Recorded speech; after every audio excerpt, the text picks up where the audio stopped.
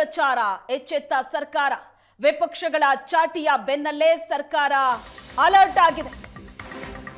ಧರ್ಮಸ್ಥಳ ಅಪಪ್ರಚಾರ ಎಚ್ಚೆತ್ತ ಸರ್ಕಾರ.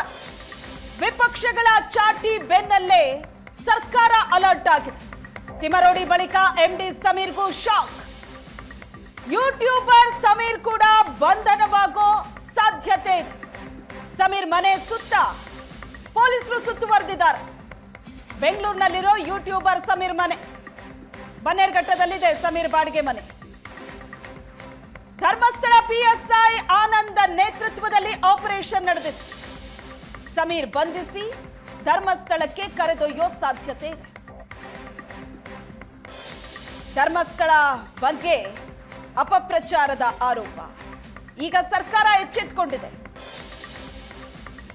ವಿಪಕ್ಷಗಳ ಚಾಟಿ ಬೆನ್ನಲ್ಲೇ ಸರ್ಕಾರ ಅಲರ್ಟ್ ಆಗಿದೆ. ತಿಮರೋಡಿ ನಂತರ ಎಂಡಿ ಸಮೀರ್ಗೂ ಕೂಡ ಶಾಕ್. ಈಗ ಸಮೀರ್ ಮನೆಯನ್ನ ಪೊಲೀಸರು ಸುತ್ತುವರೆದಿದ್ದಾರೆ. ಬೆಂಗಳೂರಿನಲ್ಲಿದೆ ಸಮೀರ್ ಮನೆ. ಧರ್ಮಸ್ಥಳ ಪ್ರಕರಣದ ಬಗ್ಗೆ ಎಂಡಿ ಸಮೀರ್ ವಿಡಿಯೋವನ್ನ ನೋಡಿರ್ತೀರಾ ನೀವು. ಧರ್ಮಸ್ಥಳ ವಿರುದ್ಧ ಅಪಪ್ರಚಾರದ ಆರೋಪ. ಸಮೀರ್ ವಿರುದ್ಧ ಷಡ್ಯಂತ್ರ ಅಪಪ್ರಚಾರ ಮಾಡಿದಂತ ಆರೋಪ ಇದೆ. ಧರ್ಮಸ್ಥಳ ಠಾಣೆಯಲ್ಲಿ ಸಮೀರ್ ವಿರುದ್ಧ ಎಫ್ಐಆರ್ ಆಗಿದೆ. ಅನಾಮಿಕಾ ಹಾಗೂ ಪ್ರಕರಣದ ಬಗ್ಗೆ ಸುಳ್ಳು ಮಾಹಿತಿಯ ವಿಡಿಯೋವನ್ನ ಸಮೀರ್ ಮಾಡಿದ್ದ. ಎಐ ವಿಡಿಯೋ ಮೂಲಕ ಯೂಟ್ಯೂಬ್ನಲ್ಲಿ ಅಪಪ್ರಚಾರ ಮಾಡಿದ್ದ. ಎಐ ಟೂಲ್ ಬಳಸಿ ಈತ ಮಾಡಿದ್ದ ವಿಡಿಯೋ ಮೂಲಕ ಸುಳ್ಳು ಸುದ್ದಿ ಹರಡಿದ ಆರೋಪ ಸಮೀರ್ ಮೇಲಿದೆ. ಸಾರ್ವಜನಿಕರನ್ನ ಪ್ರಚೋದನೆ ಮಾಡಿದಂತ ಆರೋಪ ಸಮೀರ್ ಮೇಲಿದೆ. ಜುಲೈ 12ರಂದು ಸಮೀರ್ ವಿರುದ್ಧ ಎಫ್ಐಆರ್ ಆಗಿತ್ತು.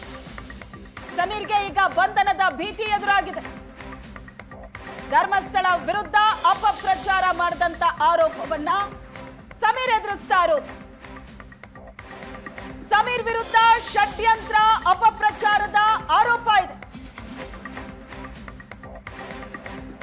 ಈಗ ಬೆಂಗಳೂರಿನಲ್ಲಿರುವಂತಹ ಸಮೀರ್ ನಿವಾಸದತ್ತ ಪೊಲೀಸರಿದ್ದಾರೆ. ಸುತ್ತುವರೆದಿದ್ದಾರೆ ಪೊಲೀಸರು ಸಮೀರ್ ಮನೆಯನ್ನು. ಬೆಂಗಳೂರಿನ ಬನ್ನೇರುಘಟ್ಟದಲ್ಲಿದೆ ಸಮೀರ್ ಮನೆ. ಧರ್ಮಸ್ಥಳ ಪಿಎಸ್ಐ ಆನಂದ ನೇತೃತ್ವದಲ್ಲಿ ಆಪರೇಷನ್ ನಡೆದಿದೆ. ಸಮೀರ್ನನ್ನ ಬಂಧಿಸಿ ಧರ್ಮಸ್ಥಳಕ್ಕೆ ಕರ್ಕೊಂಡು ಹೋಗುವಂತ ಸಾಧ್ಯತೆ ಇದೆ. ತಿಮರೋಡಿಗೆ ಶಾಕ್ ಕೊಟ್ಟಿದ್ದಾರೆ ಪೊಲೀಸರು. ಈಗ ಅದರ ಬೆನ್ನಲ್ಲೇ ಎಂಡಿ ಸಮೀರ್ಗೂ ಕೂಡ ಕಾದಿದೆ ಸಂಕಷ್ಟ. ಜುಲೈ 12ಕ್ಕೆ ಸಮೀರ್ ಮೇಲೆ ಕೇಸ್ ದಾಖಲಾಗಿತ್ತು. ಎಫ್ಐಆರ್ ಆಗಿದೆ. ಅನಾಮಿಕಾ ಹಾಗೂ ಪ್ರಕರಣದ ಬಗ್ಗೆ ಸುಳ್ಳು ಮಾಹಿತಿಯ ವಿಡಿಯೋ ಮಾಡಿದ್ದ ಸಮೀರ್. ಧರ್ಮಸ್ಥಳದ ಬಗ್ಗೆ ಅಪಪ್ರಚಾರ ನಡೆಸಿದ್ದ. ಸಮೀರ್ ವಿರುದ್ಧ ಷಡ್ಯಂತ್ರ ಅಪಪ್ರಚಾರದ ಆರೋಪ ಇದ್ದು ಯಾವುದೇ ಕ್ಷಣದಲ್ಲಿ ಬಂಧನ ಆಗೋ ಸಾಧ್ಯತೆ ಇದೆ.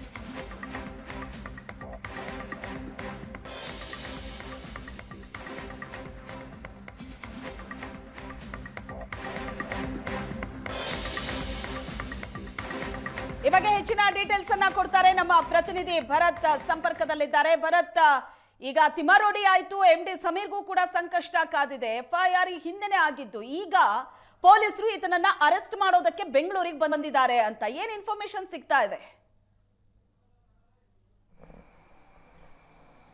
ಶ್ವೇತಾ, ಹೌದು, ಇದು ಧರ್ಮಸ್ಥಳ ಶವಹೂತ ಪ್ರಕರಣದ ಆರಂಭಿಕ ಹಂತದಲ್ಲಿ ನಡೆದಿದ್ದಂಥ ಪ್ರಕರಣ. ಯಾಕಂದ್ರೆ ಆತ ಸಾಕ್ಷಿ ದೂರದಾರ ಒಬ್ಬ ಬರ್ತಾನೆ, ಆತ ನ್ಯಾಯಾಲಯಕ್ಕೆ ಜುಲೈ 11ಕ್ಕೆ ಪ್ರೊಡ್ಯೂಸ್ ಆಗ್ತಾನೆ, ಒಂದಷ್ಟು ಹೇಳಿಕೆಗಳನ್ನು ಕೂಡ ಕೊಡ್ತಾನೆ. ಅಂತ ಸಂದರ್ಭದಲ್ಲಿ ಸಮೀರ್ ಒಂದು ವಿಡಿಯೋವನ್ನ ಮಾಡಿ ಆತ ದೂತ ಸಮೀರ್ ಅನ್ನುವಂಥ ಪೇಜ್ನಲ್ಲಿ ಹಾಕ್ತಾನೆ. ಆ ಎಐಯಿಂದ ಸೃಷ್ಟಿಸಲಾದ 23 ನಿಮಿಷಗಳ ವಿಡಿಯೋದಲ್ಲಿ ಬಹಳ ಪ್ರಚೋದನಾತ್ಮಕವಾಗಿ ಆತ ಮಾತನಾಡಿದ್ದ ಮತ್ತು ಕೆಲವೊಂದು ಸಾಕ್ಷ್ಯಾಧಾರಗಳಿಲ್ಲದೆ ಬಹುತೇಕ ಕೆಲವರ ಹೆಸರುಗಳನ್ನ ಉಲ್ಲೇಖಿಸಿ ಒಂದಷ್ಟು ಮಾಹಿತಿಗಳನ್ನು ಆತ ಹಂಚಿಕೊಂಡಿದ್ದಂಥದ್ದು. ಇದರಲ್ಲಿ ಅಂದ್ರೆ ಧರ್ಮಸ್ಥಳದಲ್ಲಿ ಧರ್ಮಸ್ಥಳದಲ್ಲಿ ಸಾವಿರಾರು ಹೆಣ್ಮಕ್ಕಳ ಅತ್ಯಾಚಾರ ಆಗಿರುವಂತದ್ದು. ಹಾಗಾಗಿ ನಿಮ್ಮ ರಕ್ತ ಕುದಿಯೋದಿಲ್ವಾ, ನೀವು ಜಿಲ್ಲೆಯ ರಾಜ್ಯದ ಅನೇಕ ಕಡೆಗಳಲ್ಲಿ ಪ್ರತಿಭಟನೆ ಮಾಡಿ ಅನ್ನುವಂತಹ ಮಾದರಿಗಳಲ್ಲಿ ಆತನ ಹೇಳಿಕೆಗಳಿದ್ದು ಮತ್ತು ಆತ ಕೊಟ್ಟಂತ ಸಾಕ್ಷಿ ದೂರುದಾರ ಕೊಟ್ಟಂತ ಹೇಳಿಕೆಗಳಿಗೆ ಬಹಳ ತದ್ವಿರುದ್ಧವಾಗಿ ಆತನ ವಿಡಿಯೋಗಳನ್ನ ಮಾಡಿದ್ದ. ಆ ಸಂದರ್ಭದಲ್ಲಿ ಆಗ SITಗೆ ಈ ಪ್ರಕರಣ ಹೋಗಿರಲಿಲ್ಲ.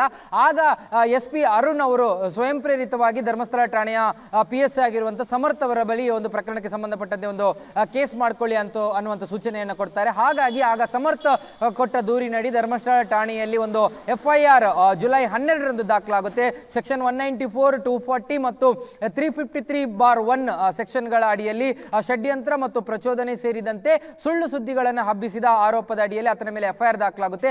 FIR ದಾಖಲಾಗಿ ಈಗ ನಿಯರ್ಲಿ 1 ತಿಂಗಳು ಕಳೀತಾ ಬಂತು. ಆ ಬಳಿಕ ಸಾಕಷ್ಟು ಬಾರಿ ಆತನಿಗೆ ನೋಟಿಸ್ ಕೊಡಲಾಗಿದೆ, ವಿಚಾರಣೆಗೆ ಬರಬೇಕು ಅನ್ನುವಂಥದ್ದನ್ನ ಹೇಳಲಾಗಿದೆ. ಆದರೆ ಆತ ಎಲ್ಲ ನೋಟಿಸ್ಗಳಿಗೆ ಕೂಡ ಡೋಂಟ್ ಕೇರ್ ಅಂದಿದ್ದಾನೆ. ಈ ಕಾರಣಕ್ಕಾಗಿ ಧರ್ಮಸ್ಥಳ ಪೊಲೀಸರು ಆತನ ಬೆಂಗಳೂರಿನ ಬನ್ನೇರುಘಟ್ಟ ಬಳಿ ಇರುವಂತಹ ಬಾಡಿಗೆ ಮನೆಗೆ ಹೋಗಿ ಆತನ ವಶಕ್ಕೆ ಪಡೆಯಲಿಕ್ಕೆ ಪ್ರಯತ್ನವನ್ನು ಪಟ್ಟಿದ್ದಾರೆ. ಈ ಸಂದರ್ಭದಲ್ಲಿ ಅವರ ಅರೆಸ್ಟ್ ವಾರೆಂಟ್ ಹೋಗಿದ್ರು ಅನ್ನುವಂಥ ಮಾಹಿತಿ ಕೂಡ ಇರುವಂತದ್ದು. ಆದರೆ ಆತ ಮನೆಯಲ್ಲಿ ಇರಲಿಲ್ಲ ಅನ್ನುವಂಥದ್ದು, ಅಂದ್ರೆ ಆತ ತನ್ನ ಮೊಬೈಲ್ ಅನ್ನ ತನ್ನ ಪತ್ನಿಯಲ್ಲಿ ಕೊಟ್ಟು ಅಲ್ಲಿ ಆ ಮೊಬೈಲ್ ಅನ್ನ ಯಾರ ಹತ್ರನೂ ಕೊಟ್ಟು ಅಲ್ಲಿಂದ ಹೋಗಿದ್ದಾನೆ ಅನ್ನುವಂತಹ ಮಾಹಿತಿಗಳು ಕೂಡ ಬರ್ತಾ ಇರುವಂತದ್ದು. ಆದ್ರೆ ಸದ್ಯಕ್ಕೆ ಈ ಪೊಲೀಸರು ಅಲ್ಲೇ ಇದ್ದಾರೆ, ಆತನನ್ನ ಬಂಧಿಸಿ ಇವತ್ತು ಕರೆ ತರಲೇಬೇಕು ಅನ್ನುವಂಥದ್ರಲ್ಲಿ ಇದ್ದಾರೆ. ಹಾಗಾಗಿ ಆತನ ಬೇರೆ ಬೇರೆ ನಂಬರ್ಗಳನ್ನು ಟ್ರೇಸ್ ಮಾಡುವಂಥದ್ದು ಮತ್ತು ಆತನ ಕಾಂಟ್ಯಾಕ್ಟ್ಗಳಲ್ಲಿ ಇರುವಂತವರನ್ನ ಟ್ರೇಸ್ ಮಾಡುವಂಥದ್ದು ಮಾಡ್ತಾ ಇದ್ದಾರೆ. ಒಂದು ವಿಡಿಯೋವನ್ನ ಮಾಡಿದ ನಂತರ ಅದರ ಮೇಲೆ ಪ್ರಕರಣ ದಾಖಲಾಗಿದೆ. 7 ಮಿಲಿಯನ್ ವರೆಗೂ ಕೂಡ ಆತನ ವಿಡಿಯೋ ಈಗಲೂ ಕೂಡ ಅದೇ ಒಂದು ದೂತ ಸಮೀರ್ ಪೇಜ್ ನಲ್ಲಿ ಇರುವಂತದ್ದು. ಹಾಗಾಗಿ ಆ ಪೇಜ್ ನಿಂದಲೂ ಕೂಡ ಆತ ಇವತ್ತಿಗೂ ಕೂಡ ಆ ವಿಡಿಯೋವನ್ನ ಡಿಲೀಟ್ ಮಾಡಲಿಲ್ಲ. ಪ್ರಕರಣ ಬೇರೆ ಬೇರೆ ಆಯಾಮಗಳನ್ನು ಪಡ್ಕೊಂಡಿತ್ತು.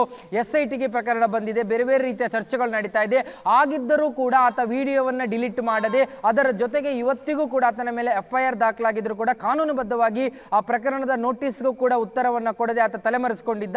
ಹಾಗಾಗಿ ಪೊಲೀಸರು ಆತನನ್ನ ವಶಕ್ಕೆ ಪಡೆಯಲಿಕ್ಕೆ ಹೋಗಿದ್ದಾರೆ. ಇವತ್ತು ಒಂದು ಕೇಸ್ನಲ್ಲಿ ಬ್ರಹ್ಮಾವರ ಠಾಣೆಯಲ್ಲಿ ದಾಖಲಾಗಿರುವಂತಹ ಒಂದು ಕೇಸ್ನಲ್ಲಿ ತಿಮರೋಡಿಯನ್ನು ವಶಕ್ಕೆ ಪಡೆದು ಅಲ್ಲಿ ವಿಚಾರಣೆಯನ್ನು ನಡೆಸಲಾಗ್ತಾ ಇದೆ. ಈಗ ಇನ್ನೊಂದು ಕೇಸ್ನಲ್ಲಿ ಬೆಂಗಳೂರಿನಲ್ಲಿ ಧರ್ಮಸ್ಥಳ ಪೊಲೀಸರು ತೆರಳಿದ್ದಾರೆ. ಆ ಒಂದು ಪ್ರಕರಣದ ಬಗ್ಗೆ ಮಾಹಿತಿಯನ್ನು ಪಡ್ಕೊಂಡು ಅಂದ್ರೆ ಆ ಒಂದು ಪ್ರಕರಣದಲ್ಲಿ ಏನು FIR ದಾಖಲಾಗಿತ್ತು, FIR ನಲ್ಲೂ ಕೂಡ ಅನೇಕ ಅಂಶಗಳನ್ನು ಉಲ್ಲೇಖ ಮಾಡಿರುವಂತದ್ದು.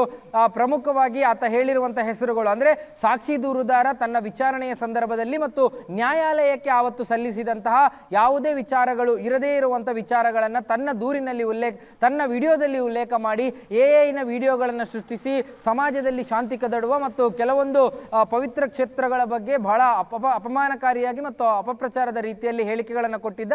ಅದರ ಜೊತೆಗೆ ಇಲ್ಲಿ ಅನೇಕರ ಅತ್ಯಾಚಾರ ಆಗಿದೆ, ಹಾಗಾಗಿ ನಿಮ್ಮ ರಕ್ತ ಕುದಿಯೋಲ್ವಾ ಅನ್ನುವಂಥದ್ದನ್ನ ಸಾರ್ವಜನಿಕವಾಗಿ ವಿಡಿಯೋಗಳಲ್ಲಿ ಹೇಳಿಕೊಂಡು ಆ ಮೂಲಕ ರಾಜ್ಯಾದ್ಯಂತ ಜನ ದಂಗೆ ಏಳುವ ರೀತಿಯಲ್ಲಿ ತನ್ನ ಹೇಳಿಕೆಗಳನ್ನ ರೆಕಾರ್ಡ್ ಮಾಡಿಕೊಂಡು ಅದನ್ನ ಸೋಷಿಯಲ್ ಮೀಡಿಯಾಗಳಲ್ಲಿ ಹರಿಬಿಟ್ಟಿದ್ದ ಅನ್ನುವಂಥ ಆರೋಪಗಳಿರುವಂಥದ್ದು. ಹಾಗಾಗಿ ಸದ್ಯಕ್ಕೆ ನೋಟಿಸ್ ಅಂದ್ರೆ ಈಗಿನ BNS ಸೆಕ್ಷನ್ಗಳಲ್ಲಿ 193 ಇರಬಹುದು, 240 ಇರಬಹುದು ಅಥವಾ 351(2) ಇರಬಹುದು. ಈ ಸೆಕ್ಷನ್ಗಳ ಅಡಿಯಲ್ಲಿ ಆರಂಭದಲ್ಲಿ ಪ್ರಕರಣ ದಾಖಲಿಸಿದಾಗ ಅವುಗಳ ಮೇಲೆ ಯಾರನ್ನು ಕೂಡ ನೇರವಾಗಿ ಬಂಧನಕ್ಕೆ ಒಳಪಡಿಸೋದಿಲ್ಲ, ಬದಲಾಗಿ ಅವರಿಗೆ ನೋಟಿಸ್ ಅನ್ನು ಕೊಡಲಾಗುತ್ತೆ. ಆ ನೋಟಿಸ್ಗೆ ಉತ್ತರಿಸದೇ ಇದ್ದರೆ, ನೋಟಿಸ್ನ ವಿಚಾರಣೆಗೆ ಹಾಜರಾಗದೇ ಇದ್ದಾಗ ಮಾತ್ರ ಅವರನ್ನ ವಾರೆಂಟ್ ಇಶ್ಯೂ ಮಾಡಿ ಅವರಿಗೆ ನ್ಯಾಯಾಲಯದ ಮೂಲಕ ಅವರ ವಿರುದ್ಧ ಬಂಧನ ವಾರೆಂಟ್ ಅನ್ನು ಇಶ್ಯೂ ಮಾಡಿ ಅವರನ್ನ ಬಂಧನ ಪ್ರಕ್ರಿಯೆಗೆ ಒಳಪಡಿಸಲಾಗುತ್ತೆ. ಈಗಲೂ ಕೂಡ ಆಗಿದ್ದದೆ. ಸಮೀರ್ ಕಳೆದ ಜುಲೈ 12ಕ್ಕೆ ಈ ಪ್ರಕರಣ ಆಗಿರುವಂತದ್ದು. ಆಗಸ್ಟ್ 12 ಕಳೆದಿದೆ. ಈಗ ಸುಮಾರು ಒಂದು ತಿಂಗಳು 40 ದಿನಗಳವರೆಗೆ ಆಗ್ತಾ ಬಂತು. ಆಗಿದ್ದರೂ ಕೂಡ ಆ ಪ್ರಕರಣದ ಕೊಟ್ಟಂತ ನೋಟಿಸ್ ವಿಚಾರಣೆಗೆ ಬರೋದಾಗ್ಲಿ, ಆ ನೋಟಿಸ್ಗೆ ಉತ್ತರವನ್ನು ಕೊಡೋದಾಗ್ಲಿ, ಯಾವ ಪ್ರಕ್ರಿಯೆಗೂ ಕೂಡ ಆತ ಒಳಪಟ್ಟಿಲ್ಲ. ಹಾಗಾಗಿ ಕಾನೂನಾತ್ಮಕ ಪ್ರಕ್ರಿಯೆಗಳಿಂದ ತಪ್ಪಿಸಿಕೊಂಡದ್ದು ಮತ್ತು ಒಂದು ಪ್ರಕರಣಕ್ಕೆ ಸಂಬಂಧಪಟ್ಟಂತೆ ನ್ಯಾಯಾಂಗಕ್ಕೆ ಗೌರವವನ್ನು ಕೂಡ ಕೊಡದೆ ಒಂದು ಪ್ರಕರಣದ ಅಡಿಯಲ್ಲಿ ಆತ ಬಂದಿದ್ರು ಕೂಡ ಅದರ ವಿರುದ್ಧವಾಗಿ ತನ್ನ ಚಲನವಲನಗಳನ್ನು ತೋರಿಸ್ತಾ ಇರುವಂತದ್ದೇನಿದೆ, ಇದರ ವಿರುದ್ಧ ಪೊಲೀಸರಿಗೆ ಒಂದು ಬಂಧನ ವಾರೆಂಟ್ ಅನ್ನು ಪಡ್ಕೊಂಡು ಆತನ ಬಂಧನಕ್ಕೆ ತೆರಳಿರುವಂತದ್ದು. ಆತನ ಬಂಧನ ಮಾಡಿ ಇವತ್ತು ಧರ್ಮಸ್ಥಳ ಠಾಣೆಗೆ ಕರೆತರಬೇಕು ಅನ್ನುವಂತಹ ನಿರ್ಧಾರದಲ್ಲೇ ಹೋಗಿದ್ದಾರೆ. ಆದ್ರೆ ಆತ ಬೇರೆ ಬೇರೆ ರೀತಿಯಾದಂತಹ ಜಾಗ ಚೇಂಜ್ ಮಾಡ್ತಾ ಇದ್ದಾನೆ. ಆತ ಆ ಒಂದು ಜಾಗದಲ್ಲಿ ಇಲ್ಲ ಅನ್ನುವಂಥ ಮಾಹಿತಿಗಳು ಕೂಡ ಸದ್ಯಕ್ಕೆ ಬರ್ತಾ ಇರುವಂತದ್ದು. ಇನ್ನು ಕಾದ್ ನೋಡ್ಬೇಕು ಏನಾಗುತ್ತೆ ಅನ್ನುವಂಥದ್ದು. ಶ್ವೇತಾ, ಓಕೆ, ಇದಿಷ್ಟು ಈ ಪ್ರಕರಣ ಬೆಳೆದು ಬಂದಿದ್ದಾದ್ರೆ ಈಗ ಅರೆಸ್ಟ್ ಮಾಡೋದಕ್ಕೆ ಅಂತ ಹೋದಾಗ ಆತ ಮನೆಯಲ್ಲಿ ಇಲ್ಲ, ಅಂದ್ರೆ ಧರ್ಮಸ್ಥಳದಿಂದ ಬೆಂಗಳೂರಿಗೆ ಪೊಲೀಸರು ಬರ್ತಾ ಇದ್ದಾರೆ ಅನ್ನೋ ಇನ್ಫಾರ್ಮೇಶನ್ ಮೇ ಬಿ ಆತನಿಗೆ ಸಿಕ್ಕಿರತ್ತೆ, ಹಾಗಾಗಿ ಆತ ಮನೆಯಲ್ಲಿ ಇಲ್ಲ ಅಂತ. ಸೊ ಈಗ ಆತನ ಬಗ್ಗೆ ಹಾಗಾದ್ರೆ ಸುಳಿವು ಸಿಗೋ ಚಾನ್ಸಸ್ ಇದೆಯಾ? ಯಾಕಂದ್ರೆ ಆತನಿಗೆ ಇನ್ಫಾರ್ಮೇಶನ್ ಸಿಕ್ಕಿದೆ, ಅರೆಸ್ಟ್ ಆಗ್ತೀನಿ ನಾನು ಅಂತ.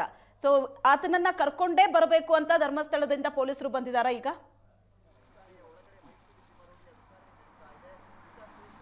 ಶ್ವೇತಾ, ಹೌದು. ಯಾಕಂದ್ರೆ ಕಳೆದ ಈ ಒಂದು ಪ್ರಕರಣದ ಉತ್ಖನನದ ಸಂದರ್ಭಗಳಲ್ಲಿ ಸಹಜವಾಗಿ ಆತ ಮಹೇಶ್ ಶೆಟ್ಟಿ ತಿಮರೋಡಿಯ ಮನೆಯಲ್ಲಿದ್ದ ಅನ್ನುವಂಥದ್ದು ಎಲ್ರಿಗೂ ಕೂಡ ಗೊತ್ತಿತ್ತು. ಮತ್ತು ಆ ಒಂದು ಜಾಗದಿಂದಲೇ ಅನೇಕ ವಿಡಿಯೋಗಳನ್ನ ಕೂಡ ಅವರು ಹರಿಬಿಟ್ಟಿದ್ರು. ಆ ಸುಜಾತ ಭಟ್ ಪ್ರಕರಣ ಆದಾಗ ಸುಜಾತ ಭಟ್ಗೆ ಸಂಬಂಧಪಟ್ಟ ವಿಡಿಯೋಗಳಿರ್ಬೋದು, ಮತ್ತು ಈ ಒಂದು ಪ್ರಕರಣಕ್ಕೆ ಸಂಬಂಧಪಟ್ಟ ವಿಡಿಯೋಗಳಿರ್ಬೋದು.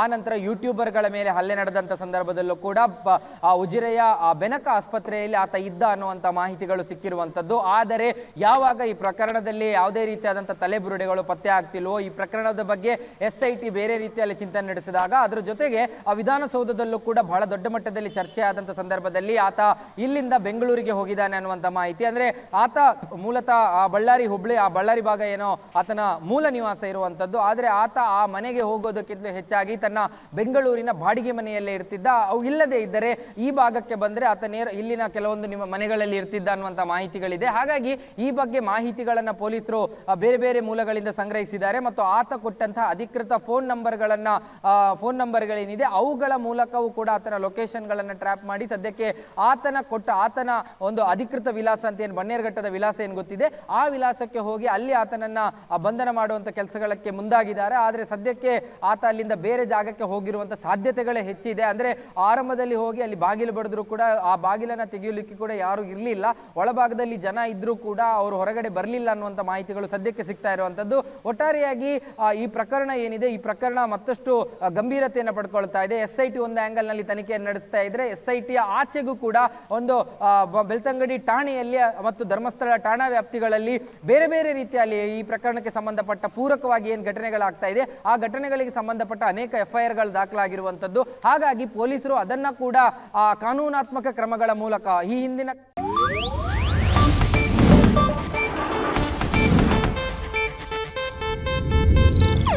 ಇದು ಏಷ್ಯಾನೆಟ್ ನ್ಯೂಸ್ ನೆಟ್ವರ್ಕ್ ಪ್ರಸ್ತುತಿ.